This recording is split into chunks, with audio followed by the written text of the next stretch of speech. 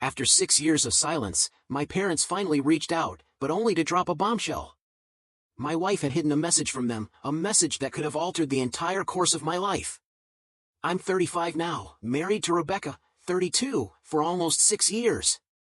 Before that, we spent 4 years together as a couple, growing from childhood friends into something more.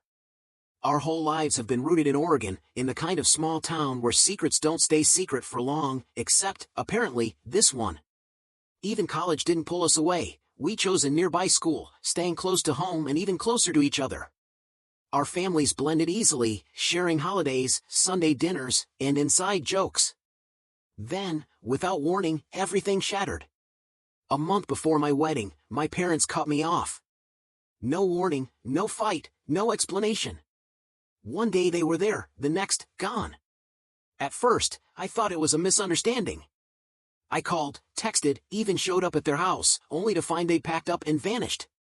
The neighbors had no answers, just a casual mention that my parents had moved out, with no plans to return anytime soon.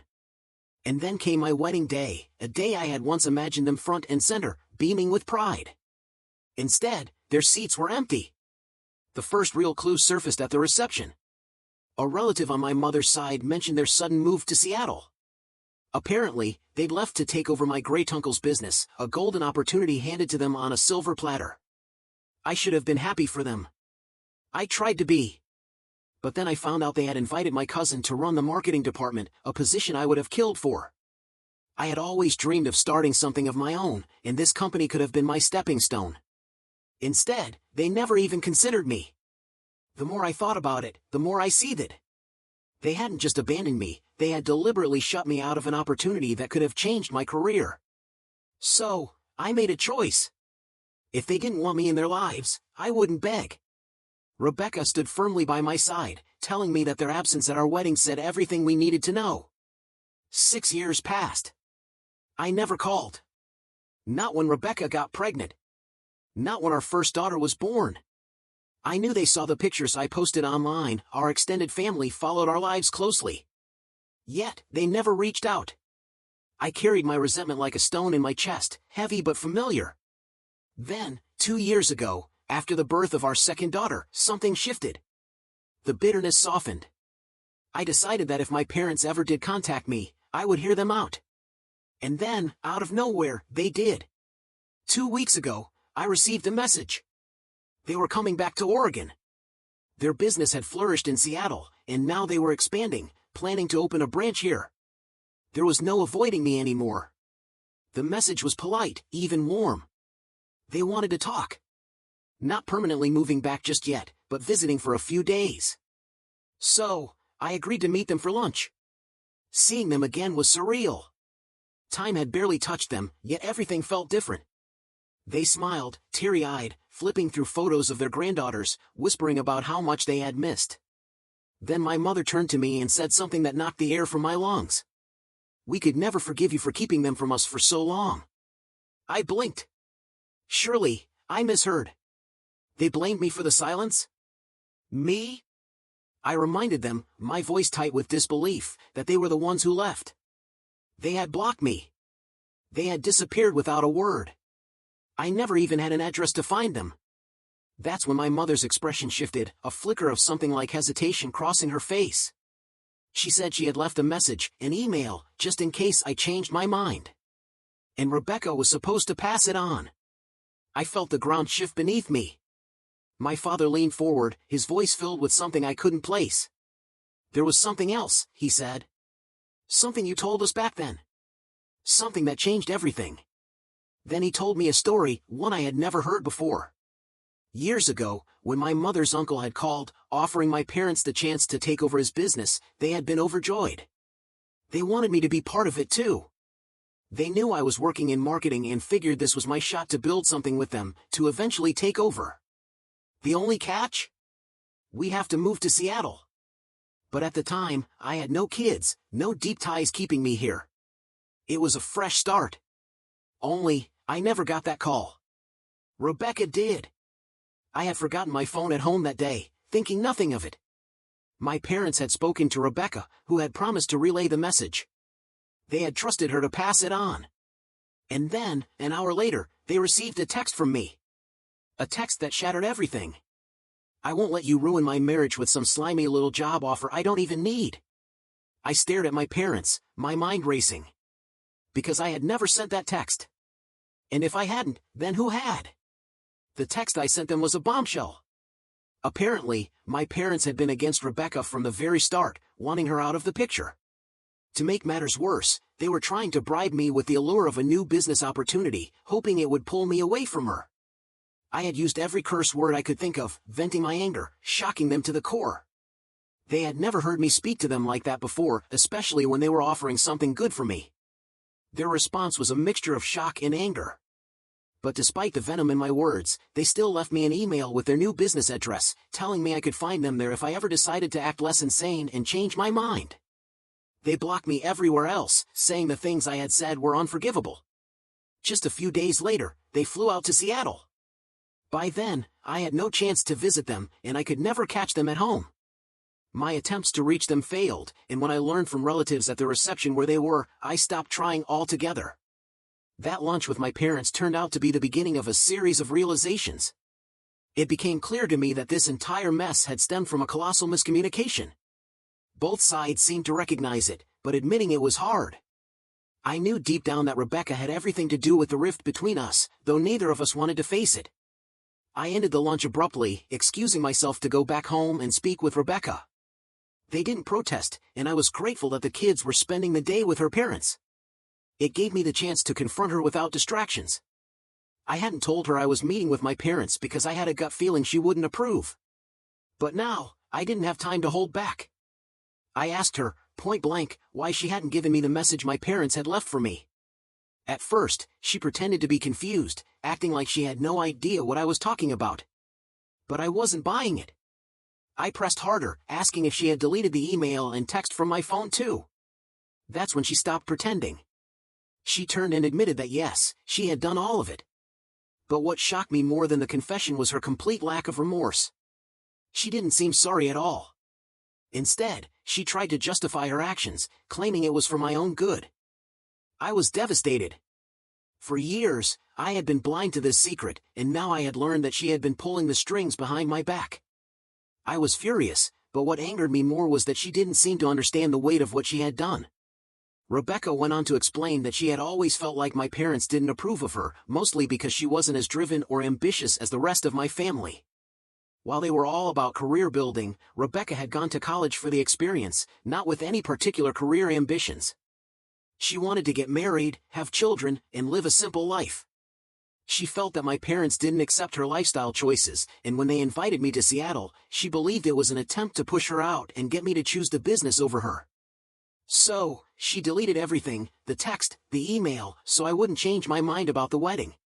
She even didn't want to move to Seattle, fearing she'd be leaving behind her friends and family to start fresh in a place where she didn't know anyone.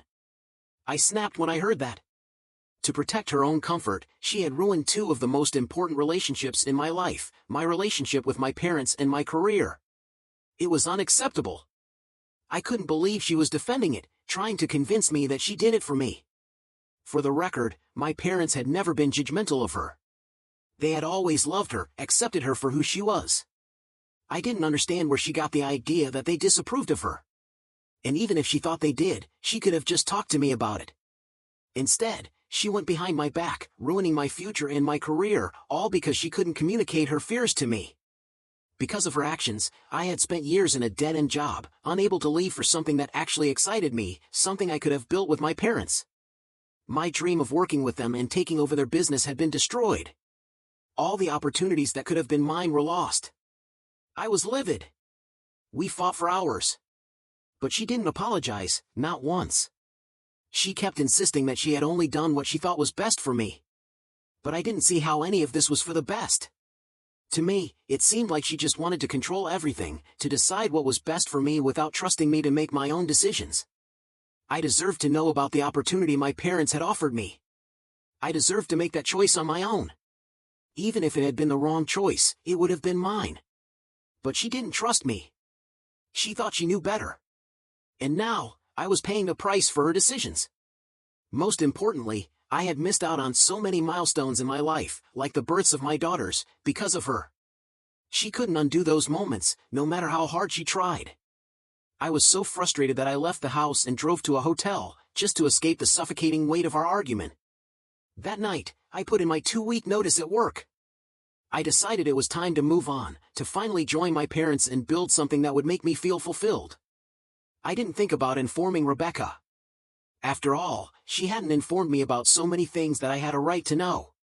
She tried calling me multiple times, but I turned off my phone. At that point, I was beyond exhausted. I didn't want to talk to her, so I decided to zone out with a TV show and a glass of wine. For the next 2 days, I kept my distance, dropping by occasionally to see the kids but ignoring Rebecca completely. She wouldn't stop trying to reach me, trying to convince me that I was wrong for cutting her off and that my parents were the real problem here. She said they were the ones trying to ruin our marriage, even though things had been going well for her, or at least, that's how she saw it. To be honest, things weren't so great for me. I hated my job, and I hated working at that firm even more. The work was monotonous, and no one ever appreciated any new ideas.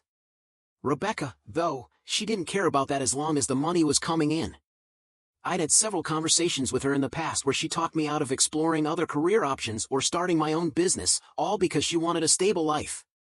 I didn't blame her for wanting stability, but it was selfish at its core. Her constant refusal to take responsibility for her part in all this just made it worse. A couple of days ago, while visiting the kids, she started ranting again. She said I was letting my parents control our relationship, that I needed to think for myself. That was when I snapped. I told her I was thinking for myself now, and she didn't like it.